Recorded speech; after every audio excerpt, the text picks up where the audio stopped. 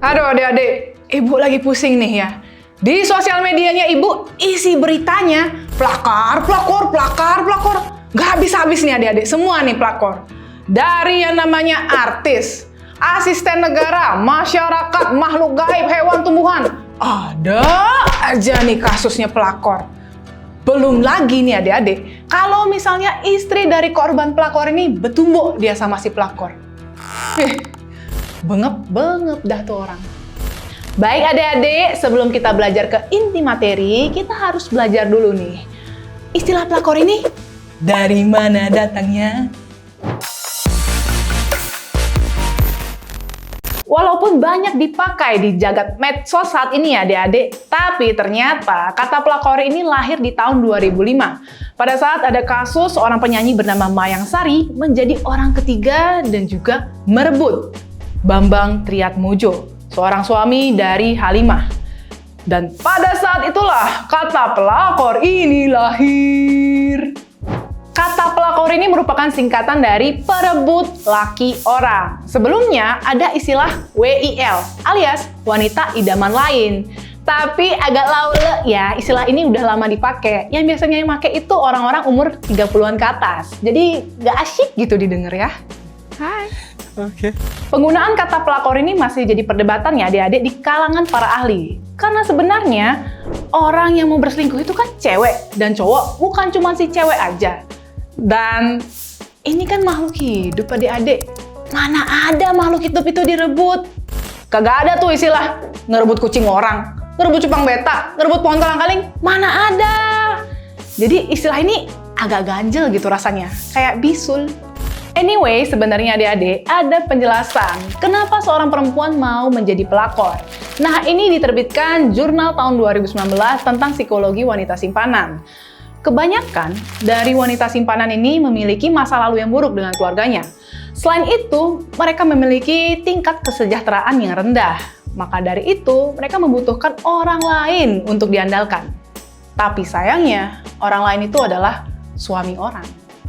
Nah, tuh adik-adik, ada penjelasannya. Jangan sedikit-sedikit kalian tuh nyalahin ilmu hitam gitu. Dikit-dikit nyalahin dukun santet. Dibilang lah, Suami gue dipelet, peletnya bulu perindu dari Gunung Kawi. semua itu ada penjelasannya. Bisa dijelaskan secara logika. Walaupun terkadang cinta tak ada logika.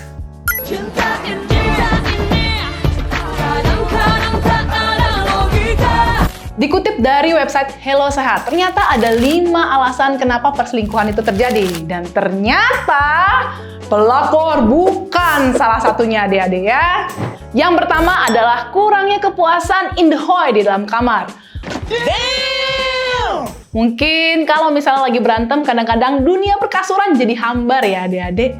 Nah ini nih dijadiin alasan orang-orang jahanam buat uhuy sama orang lain. Yang kedua adalah kurangnya kepuasan emosional di dalam rumah tangga adik-adik. Nah, misalnya kalau kalian punya pasangan pengen curhat, ya didengerin lah. Jangan malah main Mobile Legends atau mungkin nonton Ikatan Cinta. Kalau misalnya pasangan kalian lagi pengen nangis, butuh support, itu didengerin, diberikan dia pelukan, dicintai. Jangan malah nonton orang lagi joget di TikTok. Salah bener itu. Yang ketiga adalah hasrat untuk dihargai orang lain. Nah, kadang-kadang kalau misalnya kita udah banyak berbuat baik, suka dilupain sama pasangan. Nah, kalian sebagai pasangan nih, jangan lupa bilang makasih sama pasangan kalian. Kalau misalnya kalian turun dari ojek, bisa sampai salim sama abangnya. Tapi masa sama pasangan sendiri nggak bisa sih bilang makasih doang? Yang keempat, rasa cinta sudah hilang. Nah, kalau misalnya hubungan percintaan ini udah panjang kan, biasanya ada yang namanya kurang uang shopping lah, anak mau jajan ciki lah, pala mau pecah, banyak banget masalah. Ngeliat pasangan di sebelah aja pasti udah enek kan. Tapi kalian ingat, kalau di dunia pernikahan itu kalian udah janji sehidup semati sama pasangan kalian. Bukan cuma diliatin sama saksi, tapi juga sama yang di atas.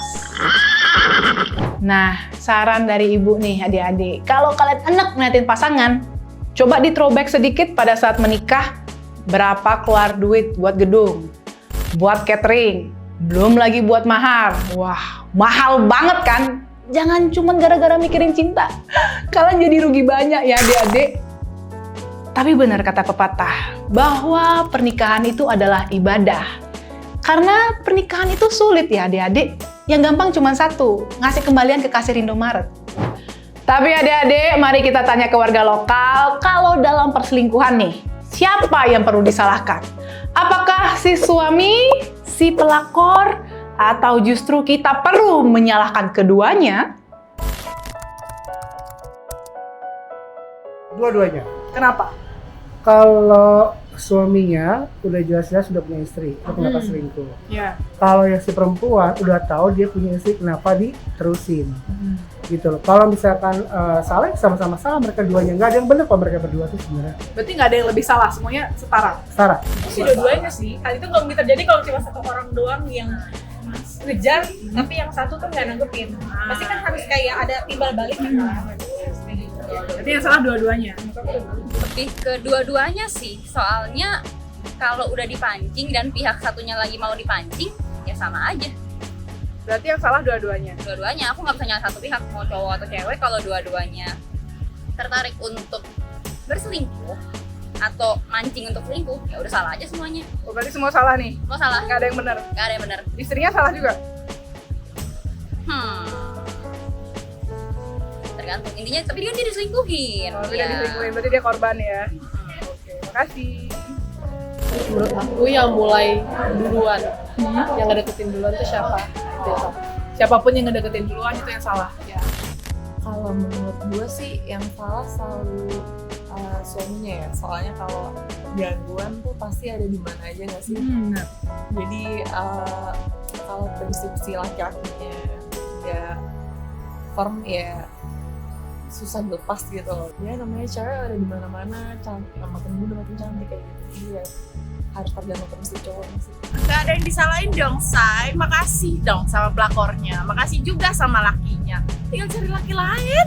Oh jadi gitu, kalau misalnya suami direbut pelakor, Makasih sayang, terusin. Aku bisa cari yang lebih tajir, yang lebih sayang, yang lebih kaya. oh gitu. Jadi nggak apa-apa nih kalau misalnya suaminya diambil cewek lain. Silakan. Boleh-boleh masih ngantri aku. Berarti dalam suatu perselingkuhan nggak ada yang disalahin ya, malah makasih ya, thank you. Makasih, thank you para pelakor. Dua-duanya, Dua-duanya salah. Kenapa? karena ya dua-duanya yang mau lah, dan maksudnya ada kesempatan dan melihat kesempatan dan kesempitan dan jadi deh dua-duanya. Oh jadi nggak bisa nyalain satu pihak aja ya? Dan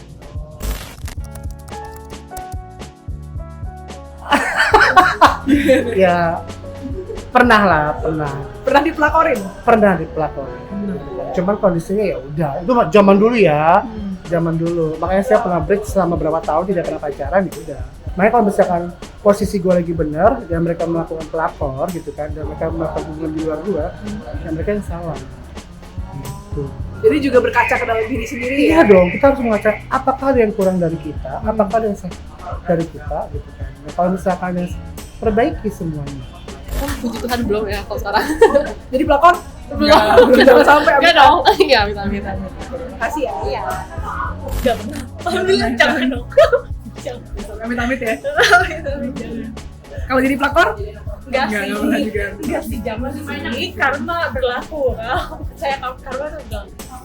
Enggak sih, alhamdulillah. Anda belum ya, jangan sampai ya? Jangan sampai. Jangan sampai. Makasih ya. Thank you. Senyumnya banyak arti ya? Senyumnya banyak arti ya? hampir. Hampir. Hampir. Iya, gitu deh. Tapi nggak menyalahkan si pelakornya nih? Benar kan? Ini pertanyaannya bikin gue salting. Menjebak Menjebak nih. Aduh, kita. Pokoknya gini, kalau yang dari saya lihat itu pasti dua-duanya. Pasti dari, maksudnya hubungannya berarti juga udah gak sekuat itu dong. Kenapanya bisa terjadi perselingkuhan. Dan karena gini, kalau gue percaya kalau love itu tuh harus selalu dibangun.